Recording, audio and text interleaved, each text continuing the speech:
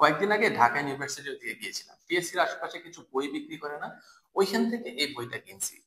দেখলাম যে international best seller, মনে করলাম যে ভালোই হবে। বাট অর্ধেক পড়ার পর বুঝলাম যে না, বইটা আমার ভালো লাগতেছে না। বাট যেহেতু অর্ধেক পড়ে ফেলছি, সো আর নিজেকে নিয়েও আর ফেরতও নিয়ে আসতে পারতেছিলাম না। এই যে একটা প্রবণতা যে যে আপনি একটা প্রজেক্টের উপর আপনার টাইম, আপনার এফার্ট, আপনার মানি ইনভেস্ট করে ফেলেছেন, বাট বুঝতেছেন যে জিনিসটা লাভজনক না, বাট স্টিল বের হয়ে আসতে পারতেছেন না কারণ অলরেডি আপনি অনেক কিছু ইনভেস্ট করে ফেলেছেন। এই প্রবণতাটাকেই বলা হচ্ছে সান কস্ট ফ্যালাসি। এটা একটা সাইকোলজিক্যাল ডিফেক্ট যেটা কম বেশি সকল হিউম্যান বিংই সাফার করে। এখান থেকে বের হয়ে আসার উপায় হচ্ছে ফোকাসটাকে শিফট করা।